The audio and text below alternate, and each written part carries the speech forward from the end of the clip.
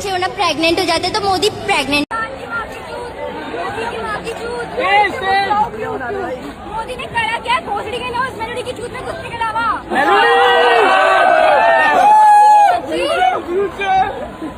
मोदी अगर तूने रिजाइन। तो गाइस आप देख सकते हो ये मोदी की तेलवी का खाना है। अगर किसी को एंजॉय करना हो तो यहाँ पर आ सकते हैं, समोसा खा सकते हैं। प्लीज एंजॉय दिस मोदी के तेलवी। भाई ये है हमारे नीट। मोदी को वन वर्ड में क्या बोलोगे? बोल के लो माचदा है। पकाओ, लोगों को चोदना बंद करो, सेहत के लिए अच्छा है। बहन के लोड़े माचदा। एसटीडी से भी नहीं मर रहा भाई, एड्स हो जाए भाई तेरे को। क्यों छोड़ रहा है देश को भाई? छोड़ दे भाई, हाथ जोड़ रहे हैं, शादी कर ले दोबारा, अपनी बीवी को छोड़। हेलो फ्रेंड्स, मैं आज एक मुद्दे पे बात करने वाली हूँ जो कि है जो अभी प्रोटेस्ट में मैंने देखा था सबसे ज़्यादा जेन जी। और अभी इससे पहले मेरी वीडियो शुरू होने से पहले कुछ मैंने वीडियो क्लिप्स लगाई थी, आपने उसमें देखा भी होगा हमारी जेन जीओ का हाल। तो मैं बस उसी पे ही बात करने वाली हूँ कि अगर इन जेन जीओ को अब हमारे भारत देश का यूथ समझ रहे हो, इनको अगर शिक्षित लोग समझ रहे हैं, शिक्षित बोला जा रहा है, समझना चलो छोड़ो मैंने गलत वर्ड यूज़ कर लिया, इनको शिक्षित समझा जा रहा है, इनको पढ़े लिखे लोग समझा जा रहा है, इनको हमारा भारत देश का भविष्य समझा जा रहा है, तो भाई इनकी हरकतें देख के समझ सकते हो कि हमारा भारत देश आगे जाके खतरे में है। खतरा तो छोड़ो, गड्ढे में जाएगा आई थिंक। इन जेनजीओ को अगर यूथ, भविष्य, शिक्षित समाज बोल रहे हैं तो आप सोच सकते हो हमारी जो बच्चे हैं छोटे छोटे, जो आने वाली नई पीढ़ी है, वो इन लोगों से क्या सीखेगी कि हमारा जो देश है वो एक संस्कार और संस्कृति मर्यादा के लिए जाना जाता है।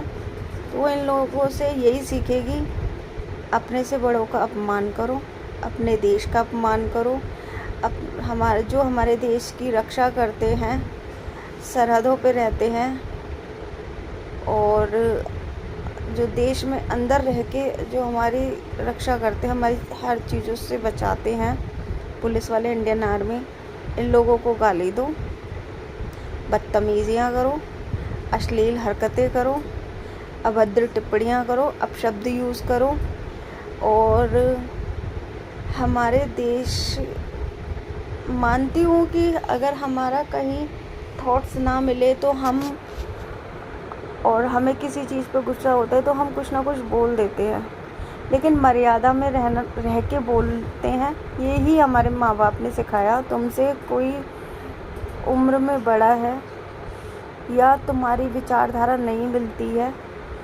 तो तुम उनके बारे में अपशब्द, गाली, ये सब चीज़ें यूज़ नहीं कर सकते हो। अपनी मर्यादा में रह के अपनी बात को कह सकते हो। मेरे माँ बाप ने तो यही सिखाया, मैं अपने बच्चों को भी यही सिखाने की कोशिश कर रही हूँ कि अगर तुमसे कोई बड़ा है, चाहे तुम उसे पसंद करते हो या नहीं पसंद करते हो, लेकिन अपनी भाषा पे ज़रूर ध्यान रखो कि तुम सामने वाले से क्या बोल रहे हो। इन चीज़ों का तो ज़रूर ध्यान रखना चाहिए क्योंकि ये हमारे संस्कार है, संस्कृति है, मर्यादा है, वो बहुत ज़रूरी है। क्योंकि हमारा जो भारत देश है, जो हमारा धर्म है, वो इसी चीज़ के लिए ही जाना जाता है, मर्यादा, संस्कार, संस्कृति। और अगर आप इन्हीं चीज़ों पे कायम नहीं है तो मतलब आपका देश ख़त्म है, हमारा देश ख़त्म है, आगे खतरे में है। क्योंकि ये ऐसी ऐसी हरकतें कर रहे थे, आपने रील्स में देखी भी होगी और मैं कुछ अपलोड्स ऊपर लगाऊंगी, आप उसमें भी देखना कि वो कैसी कैसी हरकतें कर रहे हैं, क्या क्या बोल रहे हैं, कैसे कैसे पोस्टर्स, स्लोगन बना के लेके आए हैं। जो बोलना तो दूर, मैं देखना भी पसंद नहीं करती और अपने बच्चों को भी दिखाना पसंद नहीं करूँगी। मैं ऐसे लोगों की ना तो संगति पसंद करूँगी अपने बच्चों के साथ में, ना मैं ऐसी शिक्षा देना पसंद करूँगी। अगर ऐसी शिक्षा है तो आई थिंक मुझे तो नहीं भेजना है ऐसी शिक्षा वाली जगह पे, और ना ऐसी संगति वाली जगह पे भेजना है। कुछ रील्स तो मैंने डाउनलोड्स भी नहीं करी है, ना ही मैं इतनी सारी मैं डाल सकती हूँ, ना इतनी बड़ी मैं रील्स बना सकती हूँ। कि मैं देख रही हूँ कि मतलब गंदी गंदी हरकतें कर रही है, अश्लील इशारे कर रहे हैं, लेडीज़ कांस्टेबल के साथ बदतमीजियाँ कर रहे हैं। और जो वो तो चलो लड़के कर रहे हैं, और लड़कियां भी कम नहीं है, लड़कियां उससे भी ज़्यादा ऊपर चढ़ के हैं। वो और गंदे गंदे हरकतें कर रहे हैं, पुलिस वालों को छेड़ रहे हैं, उकसा रहे हैं, गंदे इशारे कर रहे हैं। अरे वो तुम्हारे बाप दादाओं की उम्र के हैं, और जो हमारे देश के प्रधानमंत्री हैं, जो एक प्रतिष्ठित सम्मानित पद पे है, आप उनके बारे में इतनी गंदी अभद्र भाषा, अभद्र टिप्पणियाँ यूज़ कर रहे हो। अगर तुम्हारी विचारधारा नहीं मिल रही है, तुम्हें वो पसंद नहीं आ रहे हैं, तो आप अपनी मर्यादा में रह के बात कर सकते हो, उनके खिलाफ़ बोल सकते हो। लेकिन उसका मतलब ये नहीं है कि आप उनको गालियाँ दो, बदतमीजियाँ करो। इससे आपके देश के, आपके संस्कार के, अपने माँ बाप ने जो आपको सिखाया, उस चीज़ का, हर चीज़ का मजाक बन रहा है। विदेशों में भी मजाक बन रहा है। अगर आप ढंग से रील्स देखेंगे तो जो पाकिस्तान ने जो हमारे जंतर मंतर की ये जो प्रोटेस्ट की रील्स देखी है, उस पर उन लोगों ने मजाक बनाया है कि इनके देश में इनके चंजी लोग ऐसे कर रहे हैं हरकतें, ये बोल रहे हैं।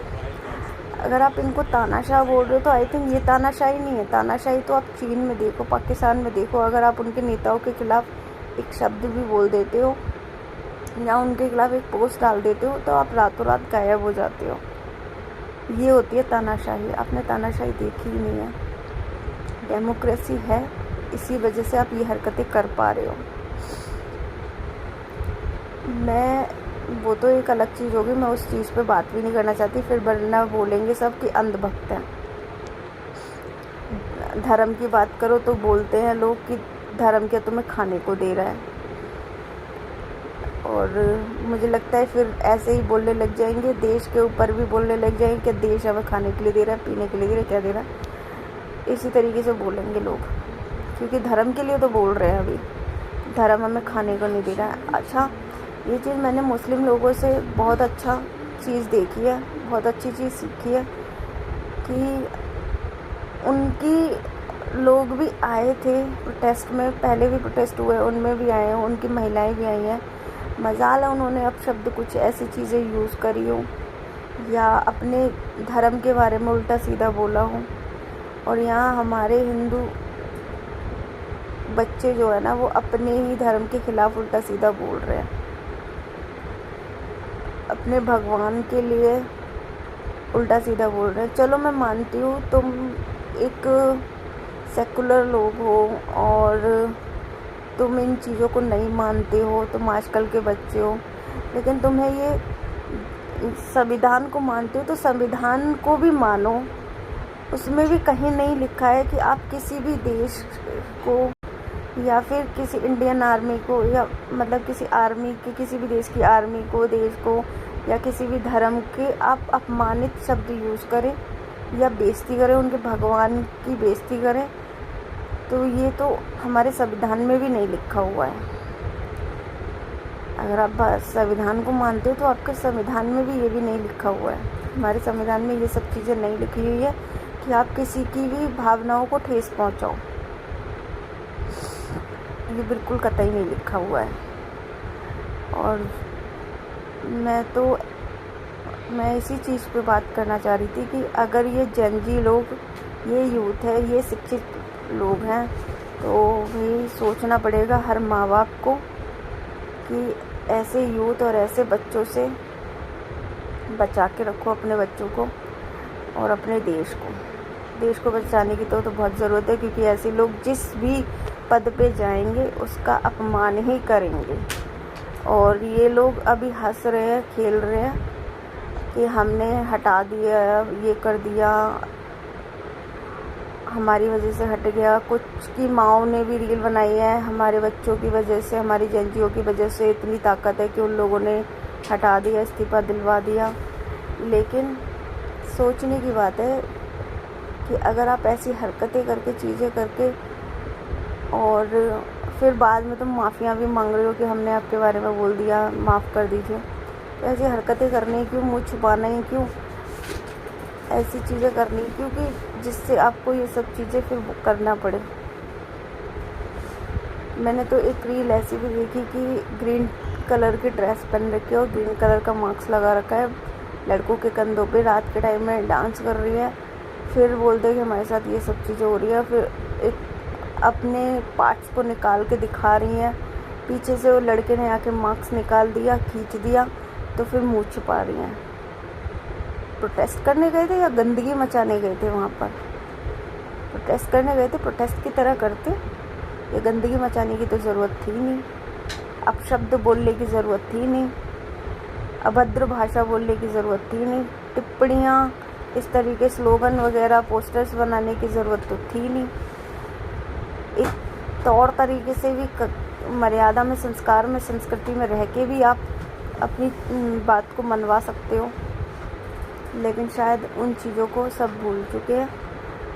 अब इनको जंजी बोला जा रहा है, तो थोड़ा सोचना तो पड़ेगा इन चीज़ों के लिए।